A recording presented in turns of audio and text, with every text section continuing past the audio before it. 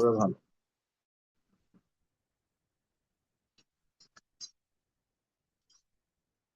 কোন চতুর্ভুজের 4টি বাহু এবং একটি কর্ণের দৈর্ঘ্য দেওয়া আছে। আমি কিন্তু প্রতিদিনই বলছি যে 5টা শর্ত লাগবে। দেখো 5টা শর্ত কিন্তু আছে এখানে। কি কি? তোমার এই 4টা বাহু দেওয়া আছে আর একটা কর্ণ দেওয়া আছে। এই সবকিছু মিলে 5টা হয়। এই 5টা শর্ত দিয়ে আমরা একটা চতুর্ভুজ আঁকবো। একটু খেয়াল করে দেখো, চতুর্ভুজ তো দেখো এই 4টে বাহু দ্বারা যে সীমাবদ্ধ ক্ষেত্রটা থাকে আমরা সেটাকে চতুর্ভুজ বলি। এর ভিতরে কর্ণ কোনটা? কর্ণ হলো কোণাকুণি যে রেখাটা আছে, এই যে লাল যে রেখাটা দেখাচ্ছে কোণাকুণি যে আছে, এটাকে বলে আমরা কর্ণ। এই যে সবুজ কালে যে দুটো কর্ণ থাকে, সবুজ কালে দিয়ে দিয়েছিলাম এই কর্ণ। তার মানে আমাকে 5টা শর্ত দেওয়া আছে। কি কি? এইটাকে ধরি 1 নম্বর শর্ত, দুইটা বাহু, 4টা বাহু, 3, এটা 4টা, আর একটা কর্ণ ধরো যে সবুজ কালী কর্ণটা দেওয়া আছে। 5টা শর্ত সমন্বয় আমাকে একটা চতুর্ভুজ আঁকতে। আশা করি সবাই বুঝতে পারছো প্রশ্নটা, যে আমার কি কি লাগবে। 5টা শর্ত আছে এখানে। এই 5টা শর্ত দিয়ে আমরা কি করবো, একটা চতুর্ভুজ আঁকবো। আগে যেমন বর্গক্ষেত্র আঁকার ক্ষেত্রে আমরা কি দেখলাম, যে 5টা শর্ত দিয়েছিল সরাসরি বলা হয় না, এখানে সরাসরি বলে ফেলছে 4টে বাহু আর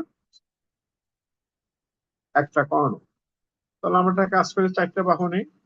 তবে আমার সাথে সাথে নাও, 4টা ভিন্ন মাঠে আমরা 4টে বাহু নিই। একটা দিলাম, এইটা নিলাম, এটা ভিন্ন ভিন্ন মাঠে একটা নিলাম, আর একটা। এই 4টে বাহু নিলাম, এই 4টা আমরা বাহু নিলাম। এই 4টে বাহু আমি একটা নাম দিই, নাম একটা দিলেই হয় আমরা জানি। যে কোনো নামে আমরা দিতে পারি, কোনো সমস্যা নেই, যেটা ভালো মনে করো সেটা আমরা এখানে নাম দিলাম। মনে করো এই দিলাম, প্রথম বাহুটার নাম দিলাম আমরা এই,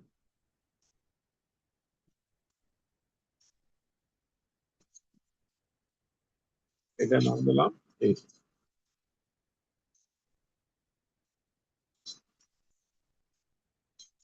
এবার পরেরটা নাম দিলাম মনে করো বি। নাম একটা দিলেই চলে, তোমার যেটা ভালো লাগে সেটা নাম। পরেরটা নাম দিলাম সি।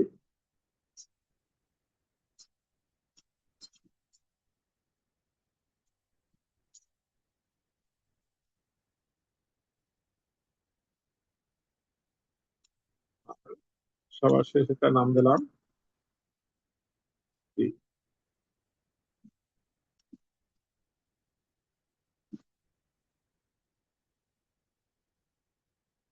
আর আরো একটা জিনিস দেওয়া আছে, কর্ণ।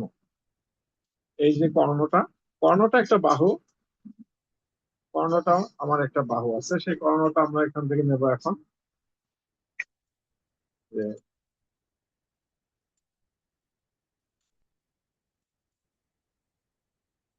কর্ণটা আমি একটা নাম দেবো, একটা নাম দিলেই হয়, যে কোনো নাম দিতে পারে, কোনো সমস্যা নেই, যেটা ভালো মনে করে সেটা হবে। আমি কর্ণটাকে একটু লাল কালি দিলাম। আর কর্ণটাকে একটু ভিন্ন একটা নাম দেব, এই এবিসিডি না দিয়ে যে কোনো নাম দিলে হয়, একটা নাম দিলেই হয়। আমি এখানে এটাকে কে দিলাম, একটু ভিন্ন নাম দিলাম। বইয়ে এই কে না যে হয়তো বইতে দেশে যে দেখা যাচ্ছে, বইয়ে দেশে হলে যে ই দিলে কোনো সমস্যা নেই। কর্ণটাকে একটা ভিন্ন নাম দিলাম এই কারণে, যেহেতু বুঝতে সুবিধা হওয়ার জন্য, আর কিছু না। তাহলে এই 5টা শর্ত দেওয়া আছে, স্পষ্ট 5টা শর্ত দেওয়া আছে। 5টাই শর্ত ব্যবহার করে আমরা এটা কি আঁকবো, চতুর্ভুজ আঁকবো। খুবই সহজ। আমরা যে কোনো একটা রেখা নেই, আমার যে কোনো একটা রেখা নিলাম, এটা একটা নাম দিই। নাম একটা দিলেই হয়, আগেই বলছি, তোমার যেটা ভালো মনে করো সেটা নাম দিলাম। এটা মনে নাম দিয়ে দিলাম। এরপর একটা নাম দিলাম একটা ই।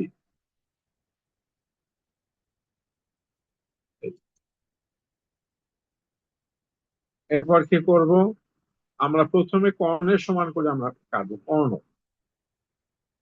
আমরা কম্পাসটা বের করি, কম্পাসটা বের করে এই যে কর্ণটা লাল কালির কর্ণটা দেওয়া আছে, এই কর্ণটা সমান করে একটা রেখা, এই কর্ণকে সমান করে আহ, কর্ণের কে সমান করে আমরা এই এখানে বসাবো, বসে এখান থেকে কেটে নেব।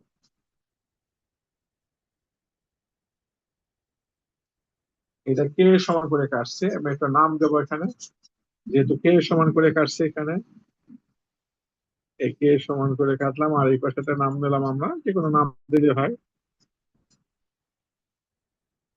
ধরলাম ডি দিলাম। তাহলে আমার একটা বাহু, লাল বাহুটা ব্যবহার করলাম, খেয়াল রাখবো, লাল বাহুটা আমরা এখন আগে বাকি চারটা ব্যবহার করতে হবে। কেউ যদি না করতে পারো আমার সাথে সাথে আমাকে বলবে, না হয় আমি আবার আমাদের সময় দেবো। এখন এই চারটে বাহু এক এক করে ব্যবহার করব। প্রথমে এ বাহুটা ব্যবহার করব, সবাই এই বাহুটা সমান করো।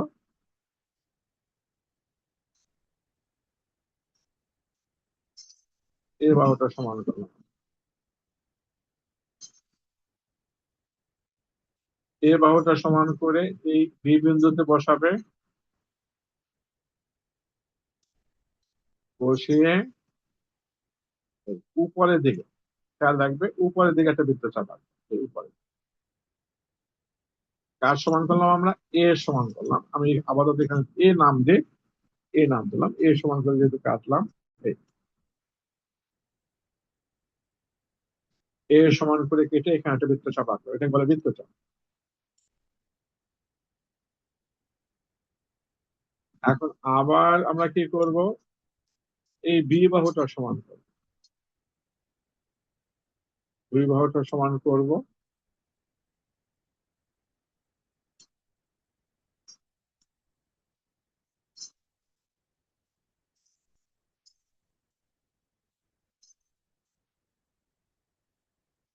এই বি বাহুটা সমান করব করে এই ডি বিন্দুতে বসাবো, বসিয়ে এইখানে বৃত্ত চাপাবো।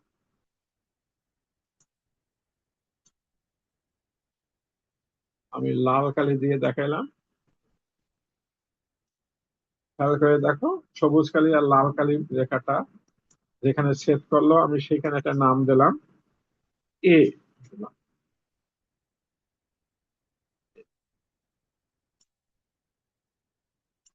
আর এখানে কার সমান করে কাটলাম জানি আমরা, ডি এর সমান করে কাটলাম, এখানে নাম দিলাম, অর্থাৎ এক পাশে এ আর এক পাশে এইখানে একটা জিনিস খেয়াল রাখবে তোমার সবসময়ের জন্য, এ আর বি নিছি, তুমি ইচ্ছা করলে এ আর সিও নিতে পারো বা এ আর ডিও নিতে পারো, এমন কোনো নির্দিষ্ট না, যে কোনো একটা তোমার যেটা ভালো মনে হচ্ছে সেটা নেবে, যেটা নেবে সেটা তুমি লেখবে, এই হলো মূল কথা। তাহলে আমরা এই এক এক করে যোগ করো, যোগ করো, একটু যোগ করতে হবে আর কিছু না, এটার সাথে এটা যোগ করো, এটার সাথে এটা যোগ।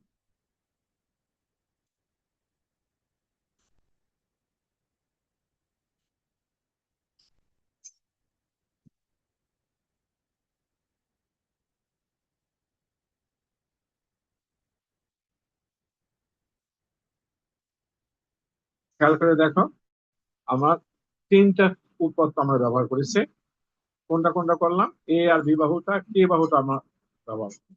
এখন আমরা বাকি গুলা যেমন উপর, এখানে উপরের দিকে বৃত্ত চাপাচ্ছি, এখন আমরা সি এর সমান করে এইখানে বসে সি বাহুটা সমান করব, সি বাহুটা সমান করে এই বি বিন্দুতে এখানে বসাবো, বসে নিচের দিকে দিতে, তাহলে আগে আঁকছিলাম উপরে, এখন আঁকবো আমরা নিচের দিকে, নিচের দিকে একটু বড় দেখে বৃত্ত চাপ আঁকবে, জানি না কোথায় সেট করে। এ পাশে কার সমান করলাম আমরা এখানে, সি এর সমান করলাম, তো সি নাম দিয়ে যাতে ভুল না হয় পরে।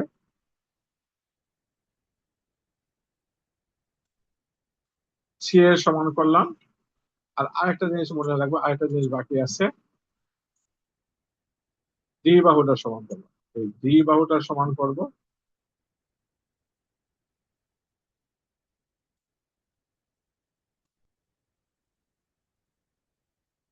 ডি বাহুটা সমান করে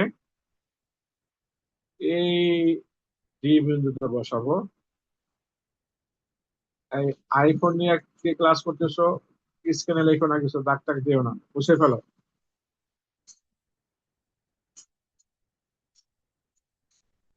মুছে না পারলে কিন্তু আমি ক্লাস থেকে বের করে দেবো। এই দিকে বৃত্তচাপ আঁকো। এই বৃত্তচাপটা যেখানে সেট করলো, আমি সেইটার নাম দিলাম সি, নাম দিলাম সি।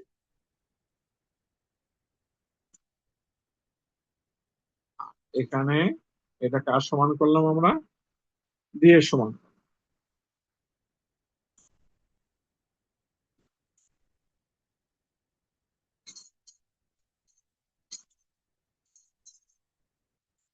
এখন একটা স্কেল বের করো, স্কেল বের করে তোমার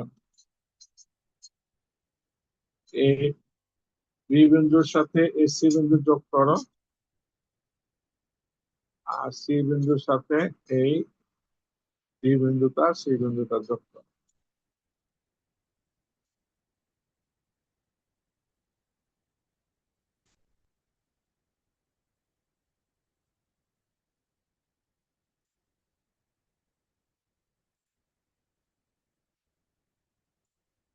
আশা করি বুঝতে পারছো। দেখ, এই যে চতুর্ভুজটা উৎপন্ন হলো, আর সেই চতুর্ভুজটার নামই হলো কি তোমার এবিসিডি চতুর্ভুজটা, যে চতুর্ভুজটা আমাকে আঁকতে বলছে আমাদের সেই চতুর্ভুজটা।